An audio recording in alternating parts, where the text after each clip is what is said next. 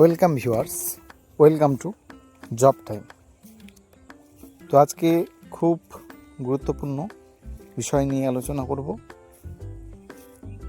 তো তোমরা যারা গ্রুপ ডির এক্সাম দিয়েছিলে তাদের জন্য এই ভিডিওটা খুব গুরুত্বপূর্ণ হতে চলেছে। তোমরা ভিডিওটা দেখতে থাকো। আশা করি তোমাদের কাট অফ সংক্রান্ত যে কোয়ারিজ সেটা একদম শেষ হয়ে যাবে, কারণ কাট অফ নিয়ে আমি খুব বিস্তারিতভাবে আলোচনা করব এবং আমার যা মনে হয় কাট অফ নিয়ে ধারণা এবং আমি যা ক্যান্ডিডেটদের যে জিজ্ঞাসাবাদ করেছি তাদের মতামত নিয়েও আমি এই কাট অফ সংক্রান্ত বিষয়টা আলোচনা করব।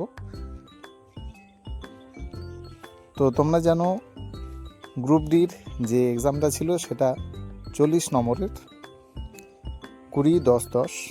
আমি বিস্তারিত যাব না, কি কি বিষয় ছিল তোমরা জানো, জেনারেল অ্যাওয়ারনেস, রিজনিং, আর তোমরা মোটামুটি এক্সাম দিয়েছো, তোমরা জানো এই নম্বর নিয়ে এবং সময়সীমাও নিয়ে। তো এইবার ব্যাপার হচ্ছে গ্রুপ সিকে যদি আমি তুলনা করি গ্রুপ ডির সঙ্গে, সেই ক্ষেত্রে সি এর তুলনায় গ্রুপ সি তার তুলনায় গ্রুপ ডি কিন্তু একটু কোশ্চেনের দিক থেকে একটু হার্ড লেভেল, মানে তুলনামূলকভাবে আমি বলছি। তোমাদের কারো যদি মনে হয় না গ্রুপ ডি সহজ হয়েছে, কিন্তু আমি তুলনামূলকভাবে বলছি, কারণ গ্রুপ সির স্ট্যান্ডার্ড এবং গ্রুপ ডির স্ট্যান্ডার্ড যদি তুলনা করি তাহলে গ্রুপ ডি কিন্তু অনেকটা হাই লেভেলের একটু ছিল। গ্রুপ সির এক্সাম যে কোশ্চেন পেপার সেটা খুব সুন্দর হয়েছে, আমি বলবো গ্রুপ ডিরও খুব ভালো হয়েছে। তো এখানে যেহেতু কিছু কোশ্চেনের একটু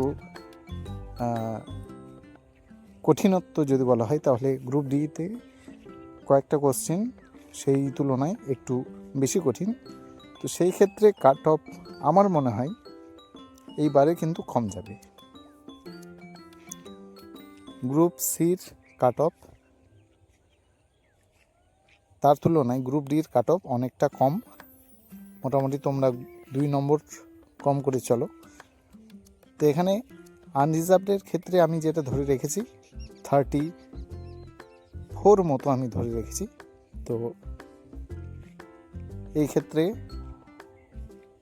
আমি আশা করছি যে 34 যাদের আছে তারা পরের যে সিলেকশন প্রসেস সেটাতে তোমরা ডাক পাবে, এটা নিঃসন্দেহে। কারণ 34 গ্রুপ ডিতে খুব ভালো স্কোর, যত বেশি করবে সেটা ক্যান্ডিডেট বা যারা পরীক্ষা দিয়েছে তাদের পক্ষে ভালো।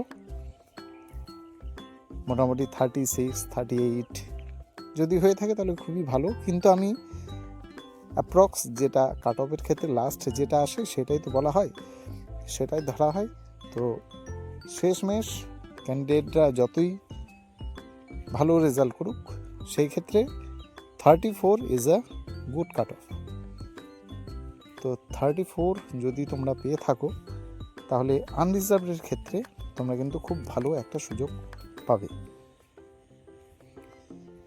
এবং আদার যে ক্যাটাগরির ক্ষেত্রে ওবিসি এ, ওবিসি বি, এই ক্ষেত্রে এদের কাট অফ খুব কাটায়।